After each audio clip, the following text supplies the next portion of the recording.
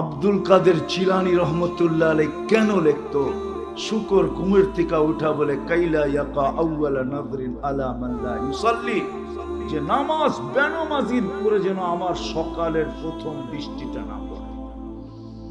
আব্দুল কাদের জিলানী রহমতুল্লাহ আলাইহি নিজে লেখছেন, ওনার মন্তব্য লেখছেন, শুকর মনে ঘুমের থেকে উঠা ভাবে আল্লাহ ডাকলো তারপরও আসলো না, ও আমার চেয়ে নিকৃষ্ট আমার কাছে। এখন থেকে তোমরা প্ল্যান নিতেছো 14 তারিখে কি করবে, ঠিক না? ফুলের বাগান আলারও ফুল রাত দিন নিজেরা ঠেইলা বড় করতেছে, ঠিক না?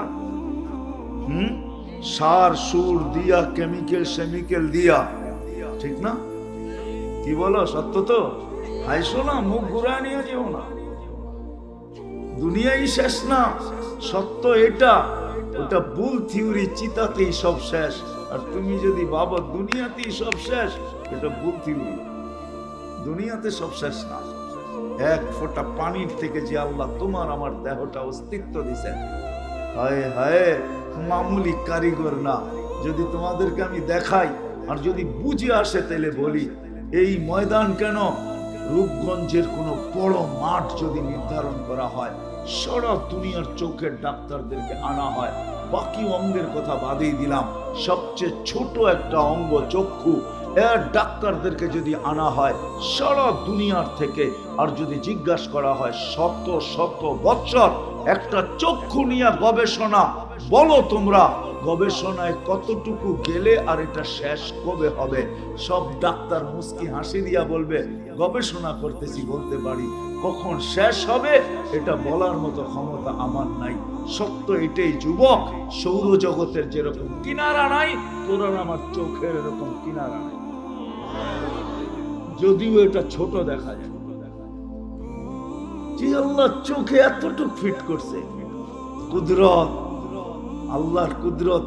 আল্লাহর, আমাদেরটাকে আমরা বলি প্রযুক্তি, আল্লাহর কুদরতের নাম হলো প্রযুক্তি, আল্লাহরটা হলো কুদরত। আল্লাহর প্রযুক্তিকে কুদরত বলে, ওই কুদরত এখানে ফিট করা হয়েছে, নাইলে এতটুক জায়গায় 13 কোটি ক্যামেরা কোনোদিন জায়গা নিত না। এক চোখে 13 কোটি ক্যামেরা, দুই চোখে 26 কোটি ক্যামেরা। সারা দিন আমরা নাফরমানি করি। ও যুবক, তোমাদের পায়ে হাত রেখা বলি, সারা দিন নাফরমানি করি। 4 চেকিং ছাড়া কোনো জিনিস আমাদের ভিতরে আল্লাহ ঢুকতে দেয় না। সর্বপ্রথম নাক চেক করে গ্রান ঠিক আছে কিনা, গ্রান ঠিক নাই নাক বলে দেয় এটা ভিতরে যাবে না।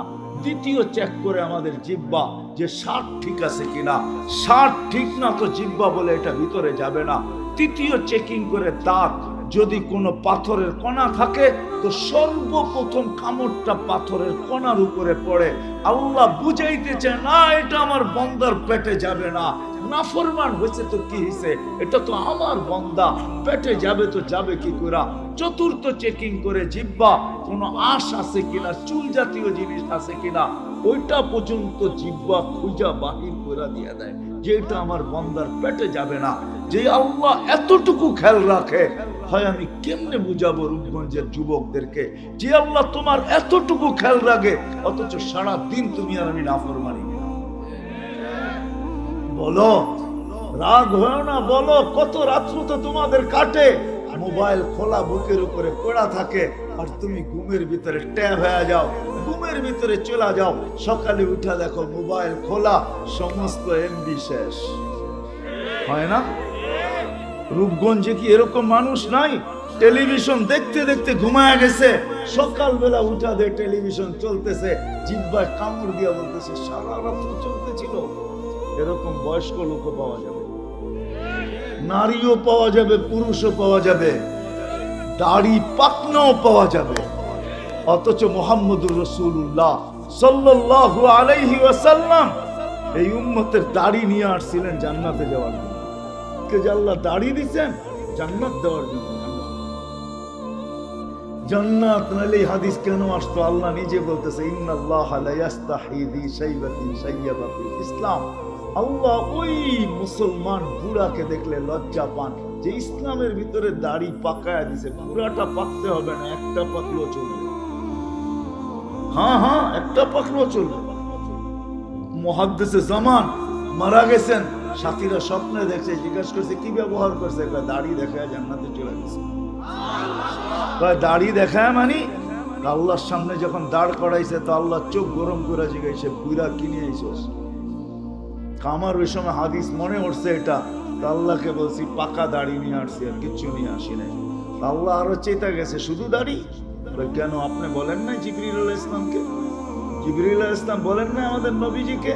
আমাদের নবীজি বলেন নাই ওনার সাহাবীকে, সাহাবী তার ছাত্রকে এরকম নিজের পর্যন্ত সনদ শুনায়া বলছে, আপনি বলেন না সাদা দাড়ি দেখলে লজ্জা পান, এত দেখতেছি উল্টা আপনি চোখ গরম করতেছেন, এটা কি সত্য না? সত্য ছিল না? আল্লাহ হাসি দিয়া বলছে, সবাই সত্য বলছে, আমিও সত্য বলছি, মাফ করে দিলাম। মারিয়ে দিয়েছিলেন জান্নাতে যাওয়ার জন্য। হায় হায়, আমাদের যাত্রা এখান থেকে না, যাত্রা ওইখান থেকে। এই জন্যই আল্লাহ বলতে এক নিকৃষ্ট পানির ফোঁটা ছিল। কোথায় ছিলাম এটাও বলছে। যুবক, এটাই সত্য। আমি দুনিয়ার শিক্ষিত লোকগুলাকে যদি জিজ্ঞাসা করি যে কোরআন হাদিসের আলো ছাড়া তোমরা তোমাদের শিক্ষায় বলো, তুমি তো বলো বানর ছিলা, মাইনা নিলাম, এর আগে কোথায় ছিল এটা আমাকে তথ্য দাও। মাইনা নিলাম তুমি বানর থেকে, বানর ছিল, আচ্ছা বানর কোথায় ছিল এটার তথ্য দাও। তোমাদের কোন বিদ্যায় আছে নাকি? আপনাকেও শিক্ষিত আছে? হ্যাঁ নাই? আছে? আরে বলেন না, কোরআন হাদিস ছাড়া কিন্তু দুনিয়ার কোন শিক্ষায় আছে? মানুষ মারা যাওয়ার পরে কোথায় যাবে কোরআন হাদিস ছাড়া? আছে? কোথায় যাবে? হ্যাঁ, তো আগেও কোথায় ছিল এটাও জানো না, পরে কোথায় যাবে এটাও জানো না, মধ্যখানে একটু পায়া। ও কোম্পানির মাছ বেশি পানিতে পেলে গেলে খলবল করে বেশি, ঠিক না? এটাই কি খলবলি? মধ্যে একটু পায়া। এই জন্য তো সাহাবা ইকরাম আমাদের গালে থাপ্পড় মেরা বুঝাইয়া গেছে।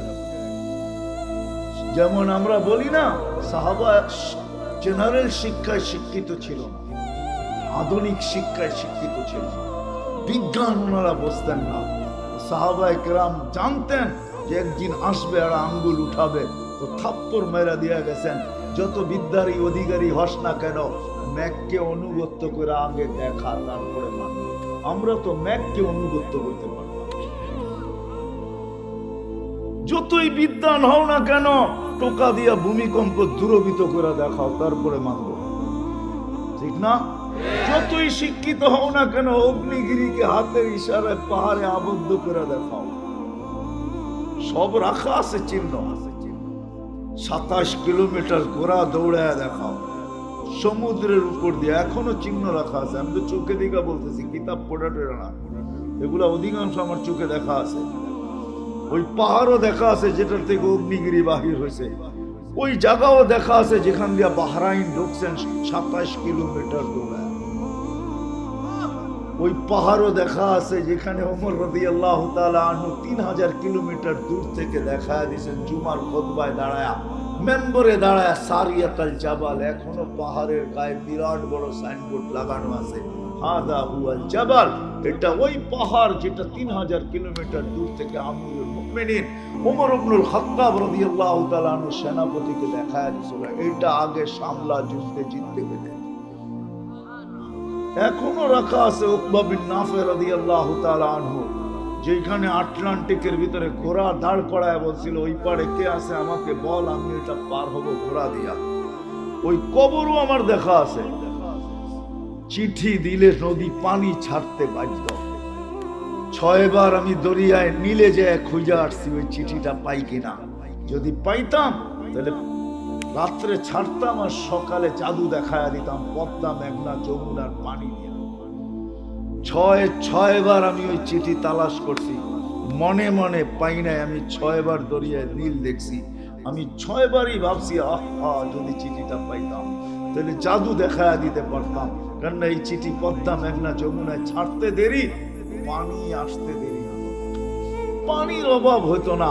তখন কারো কাছে আমাদের ভিক্ষা করতে হইল তো না, চিঠি বাধ্য পানি। সত্য না অসত্য?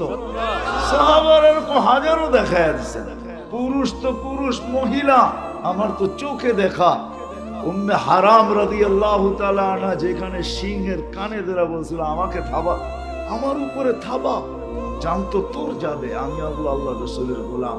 তো সিংহ পায়ে রেখা, কদম রেখা, মাথা রেখা বলছিল মাফ করা যায় না। বলছে এত তাড়াতাড়ি না, নৌকা ডুবে গেছে, সাথীরা কোথায় চলে গেছে, কে কোথায় গেছে আমার জানা নাই, এই জঙ্গল আমার জন্য নতুন, এখানে লোকালয় কোথায় তাও জানি না, তুই আমাকে লোকালয়ে পৌঁছা, তারপরে দেখা যাবে তোকে মাফ করি কিনা। ওই জায়গা এখনো চিহ্ন রাখা আছে, ওই জঙ্গল এখনো টিউনিসিয়ায় আছে, যেখানে সাহাবা দাঁড়ায় বলছিল নাহনু রাসূলুল্লাহ, আমরা আল্লাহর রাসূলের প্রতিনিধি। জঙ্গল খালি করো, সকাল পর্যন্ত টাইম, সকালে যাকে পাবো গণহত্যা করব। ওই জঙ্গল খালি করে দিয়েছেন, প্রাণী ওইখানের মসজিদ এখনো আছে। আর ওই দিন, ওই সময়, ওই মুহূর্তে এখনো প্রাণীগুলা আসে আর ওইখানে দাঁড়ায় মাথাটা উঁচা করে কানগুলা খাড়া করে। আমি জিজ্ঞেস করছি কেন করে, আমরা বলতে পারবো না। তা আমি বলতেছিলাম যে কিতাবে তো পাই নাই, কিন্তু আমার মন বলে এখনো ওরা ওই প্রতিধ্বনি শুনতে পায়। তো আমরা কোথায় ছিলাম, আছি কোথায়, যাব কোথায়, এটাই ভাবার বিষয়। কোথায় ছিলাম? এক ফোঁটা পানি ছিলাম, মা বাপের পিঠে মার সিনায় ছিলাম, ওইখান থেকে আল্লাহ অস্তিত্ব দিছেন, যদিও নিশ্চয় দিছেন, আস্তে আস্তে সাজাইছেন। দুনিয়ার আধিপত্য আমাদের হাতে উঠায়া দিয়া স্বাধীনতা আমাদেরকে দিছেন, বিদায় আমরা যা খুশি তা করতে পারি। 5টা স্বাধীনতা দিছেন, বেশি দেন নাই।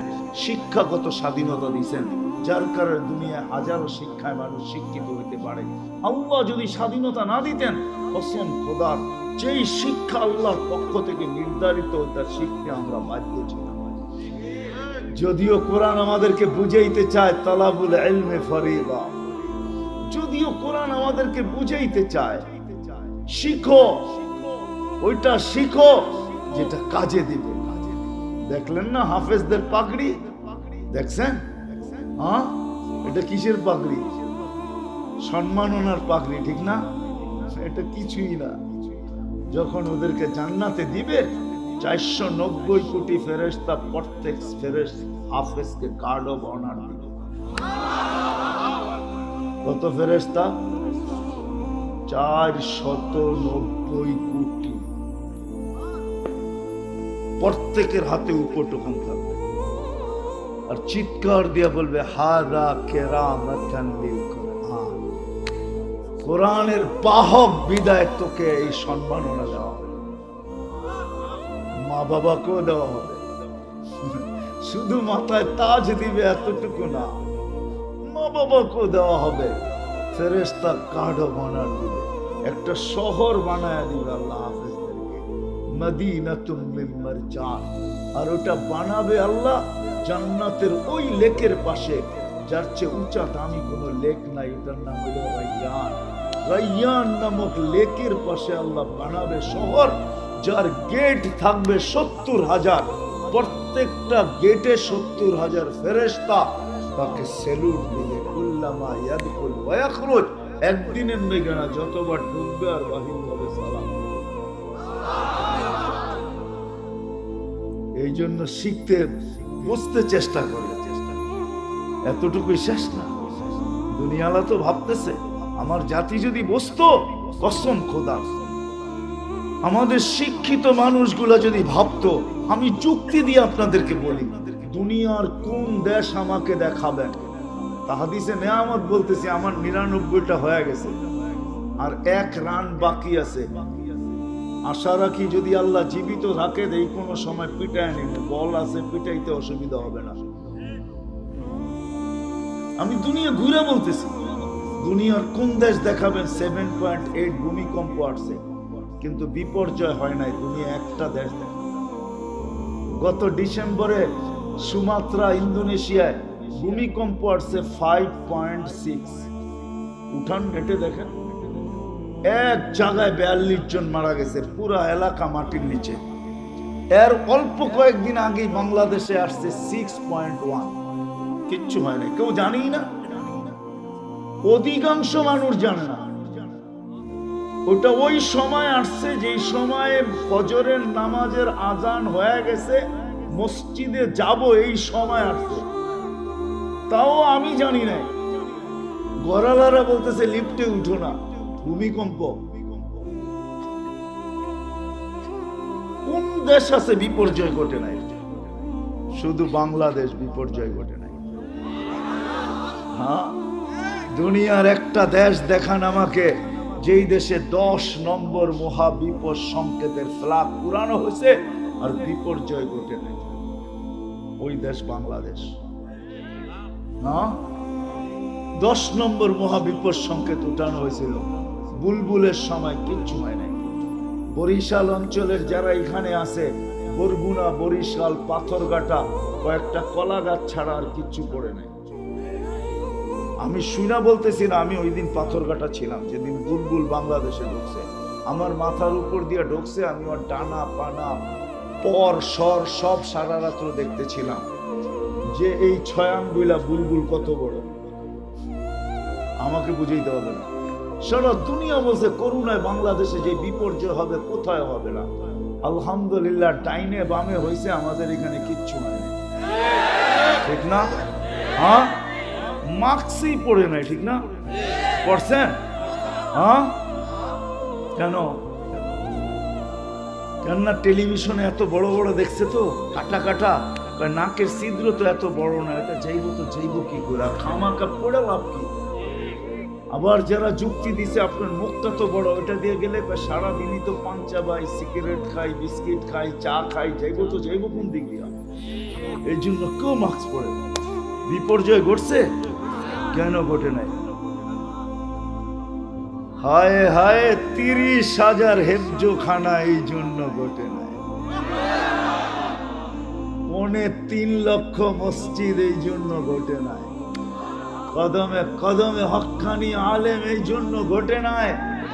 আমার স্কুল, কলেজ, ইউনিভার্সিটিতে হাজার হাজার যুবক আছে যারা আল্লাহর ভয়ে নিজেদেরকে লজ্জাপতির মতো উঠায়। মেইল ফ্যাক্টরিতে আমরা ঘুরি তো, এখন তো রাস্তাঘাটেও নামি না, নামলেই জড়ায় ধরে।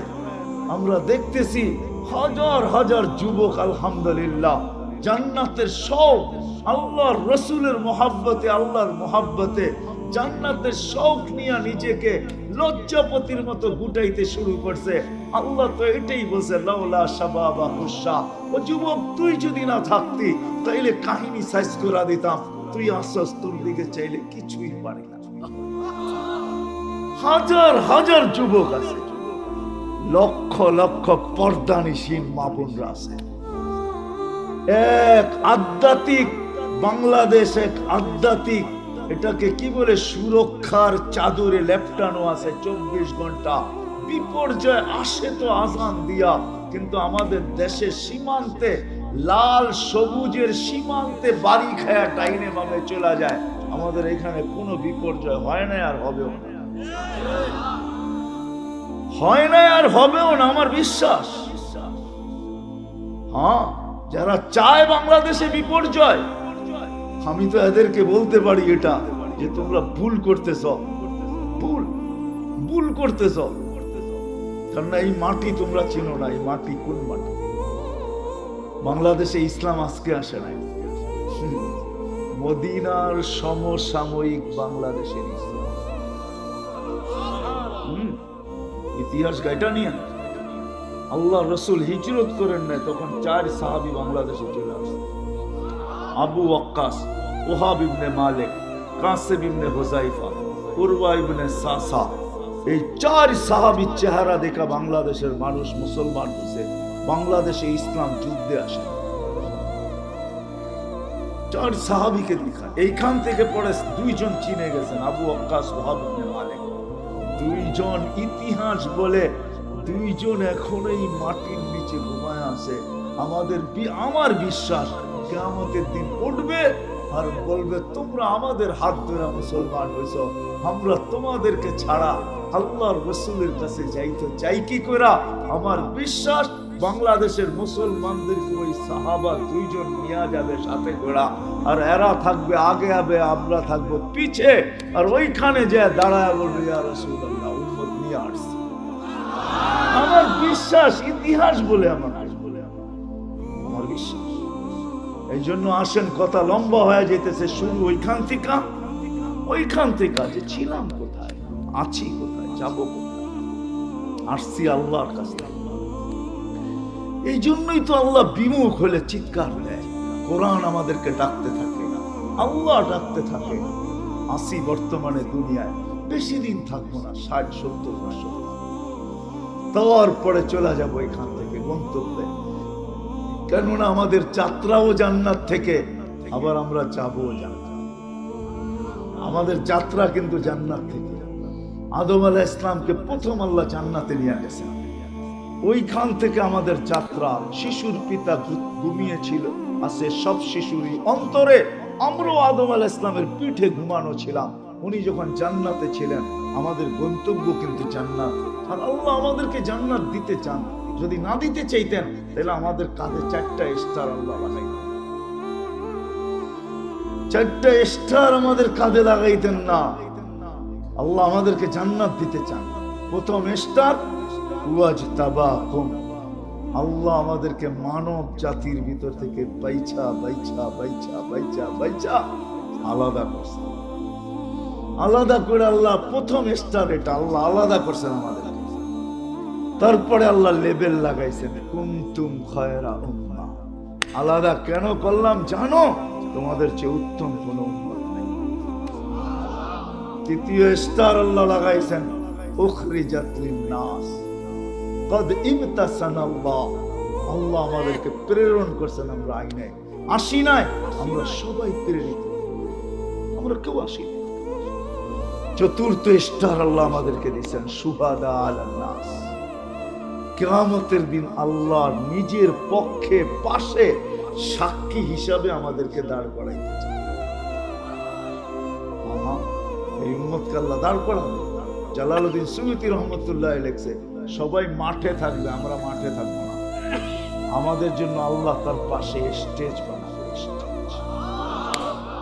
এই উম্মতকে আল্লাহ স্টেজে দাঁড় করাবে, না আমরা সাক্ষী। সমস্ত উম্মতের উপরে আল্লাহর পক্ষ হয়ে আমরা সাক্ষী দিব। ওলামা জানে বুখারীতে বিরাট বড় কাহিনী আছে।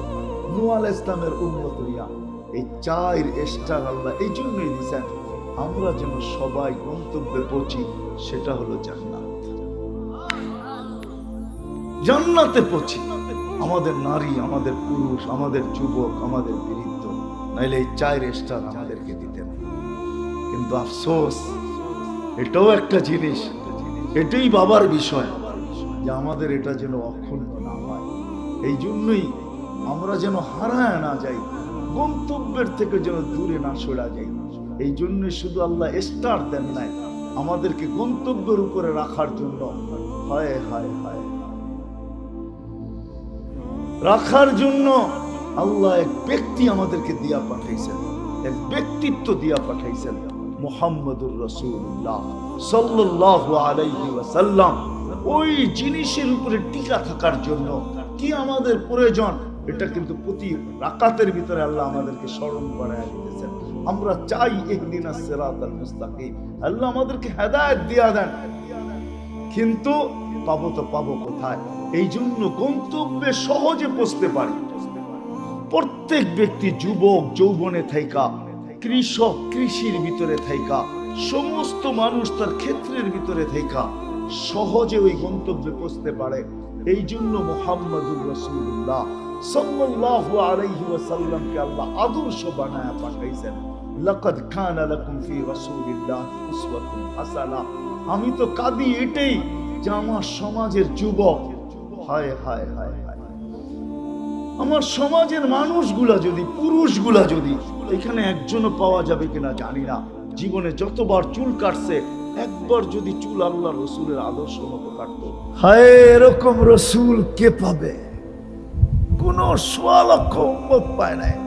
রউফুর রহিম, হারিসুম বিল মুমিনিনা রউফুর রহিম। যে উম্মতের জন্য 23 বছর চোখের পানি শুকাইতে দেন নাই, যিনি উম্মতের জন্য কাঁদতে কাঁদতে চলে গেছেন, যিনি এখনো কবরে উম্মতের জন্য কাঁদেন। আবুল্লাহ সামারকান্দি রহমতুল্লাহ আলাইহি লেখছেন, যিনি কবর থেকে কাঁদতে কাঁদতে উঠবেন, উম্মতের জন্য কাঁদতে কাঁদতে উঠবেন। উলামা একমত হবে ময়মনসিংহের ১৬ লক্ষ নবী রসুল কিয়ামতের দিন না স্ত্রীকে আল্লাহর কাছে চাবে, না সন্তান চাবে, না মা বাবা চাবে, না ভাই বোন চাবে, না আত্মীয় স্বজন চাবে। সারা মাঠে দৌড়াবে আর চিৎকার দিবে, রব্বি নফসি নফসি, আমাকে বাঁচা।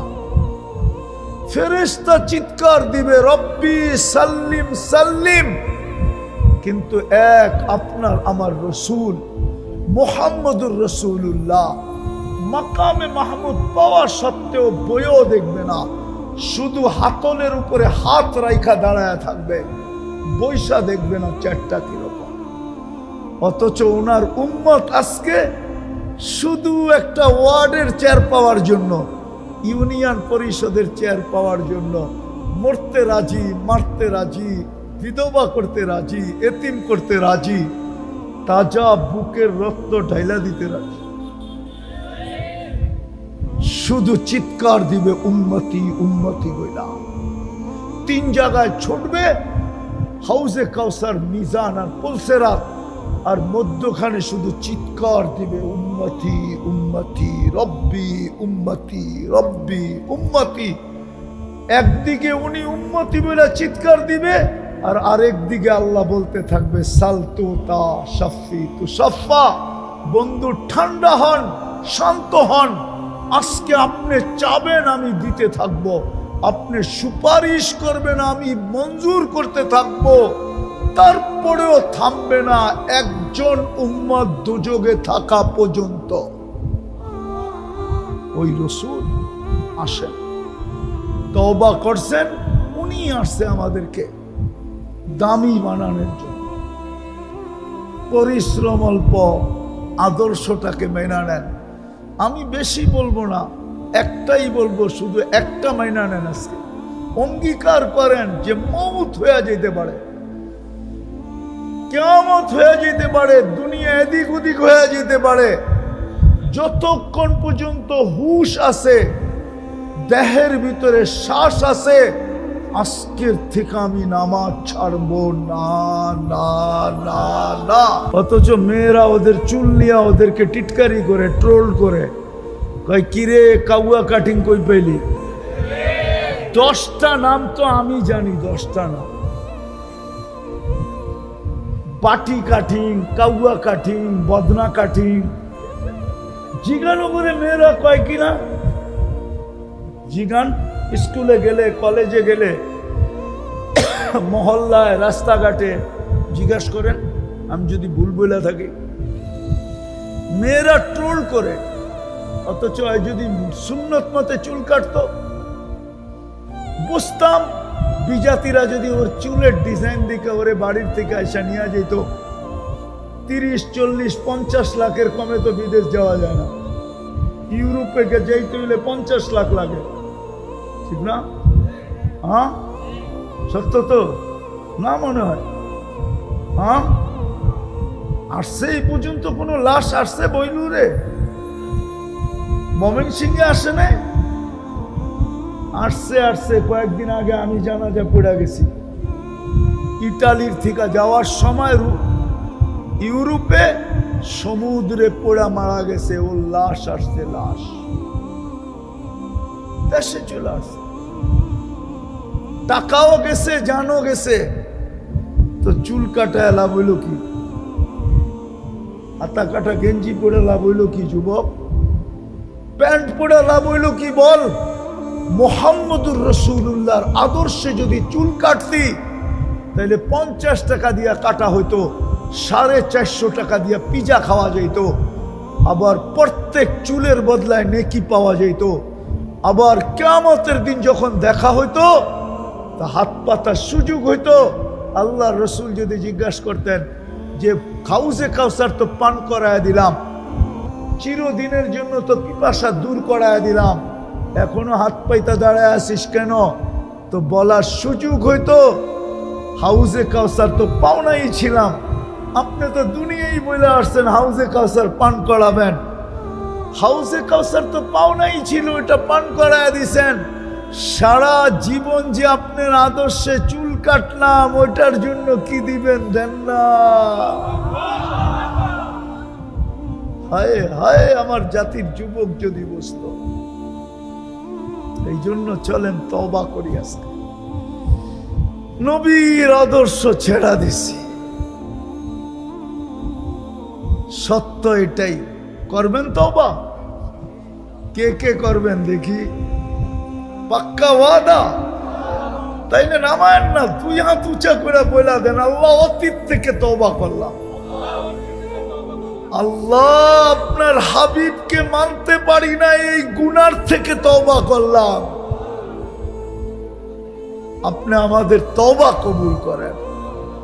নামাজ অথচ সৃষ্টির সেরা করে আল্লাহ জন্ম দিল মানুষ সৃষ্টির। এটা আমার আলোচ্য বিষয় না, আমি বুঝানোর জন্য বললাম, আমার এটা আলোচ্য বিষয় না, আমি আলোচ্য বিষয়ের দিকে যাইতেছি আপনাদেরকে বুঝানোর জন্য।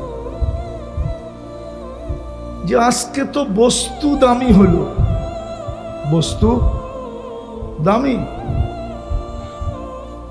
নাইলে জাহান্নাম বানায়া ওলামাদেরকে জিজ্ঞেস করেন, আমাদের যুবকরা মা বাবার পায়ে গলা পাড়া দিয়ে অ্যান্ড্রয়েড সেট মা বাবার কাছ থেকে উদ্ধার করে, ঠিক না? অথচ মা বাবার গলায় পাড়া দেয় না, জাহান্নামে পাড়া দিছে। কসম খোদার, যুবক রাগ হইলে হইতে পারে, সন্তান রাগ হইলে হইতে পারে, ও মা বাবার গলায় পাড়া দেয় না, জাহান্নামে পাড়া দিছে। কিন্তু ওর কাছে মা দামি না, বাবা দামি না, অ্যান্ড্রয়েড সেট দামি, ওর অ্যান্ড্রয়েড সেট লাগবেই লাগবে। বস্তু দামি হইল, মরতে রাজি, মারতে রাজি, বিধবা করতে রাজি, মা বাচ্চা গাচ্চা এতিম করতে রাজি। আমি ময়মনসিংহের মানুষকে প্রশ্ন করব যে আমি দামি হব কিভাবে? দুনিয়ায় না, দুনিয়ায় মানুষ দামি কতক্ষণ? যুবক কতক্ষণ দুনিয়ার চোখে দামি? যতক্ষণ ওর কাছে যৌবন আছে। যৌবন নাই, এখানে হইতে পারে সরকারি অবসরপ্রাপ্ত লোক আছে, সরকারি চাকরিজীবী হইতে পারে, এই মজলিসে আছে, নাই? যতদিন চাকরি ছিল, অফিসে ছিল, লোকজন ওর পিছে পিছে ঘুরত। এখন ওনার অফিসেই উনি, যেদিন চাকরি শেষ, এখন ফাইল নিয়ে উনি অফিসে আরেকজনের পিছে পিছে ঘুরে। সত্য না? দাম কতক্ষণ? বিশ্ব সুন্দরীর দামও তো 1 বৎসর থাকে। কয় বৎসর? মনে হয় বোঝেন না। কয় বৎসর থাকে? কেননা যদি দাম থাকতো তাহলে দ্বিতীয় বৎসরও তো সুন্দরী হইতে পারতো, ঠিক না? দ্বিতীয় বৎসর তো পারে না। বিশ্ব সুন্দরী তো 1 বৎসর হইতে পারে। বোঝা গেল সুন্দরীর দামও 1 বৎসর থাকে। তাও যদি সে বিশ্ব সুন্দরী হয়, তো দুনিয়ায় মানুষের দাম কতক্ষণ? কি বলেন? আরেকটা দেখাবো না, রাগ হয়ে যাবেন। বুঝানোর জন্য, কোনো ক্রিটিসাইজ না, আবার ক্রিটিসাইজ মনে করেন না। কিছুদিন আগে তো দেখতাম কিছু লোক এই রাস্তা দিয়ে গেলে ঢাকার থেকে নিয়ে ময়মনসিংহ পর্যন্ত পুরা রাস্তা ফাঁকা, ঠিক না? এখন যদি চলে আসে ফাঁকা হইব না? ওই কয় ফাঁকা হবে, ফাঁকা হবে না মায়ের একটাও মাটিতে পড়বো না। হ্যাঁ, তো দুনিয়ায় দাম কতক্ষণ আছে? যতক্ষণ।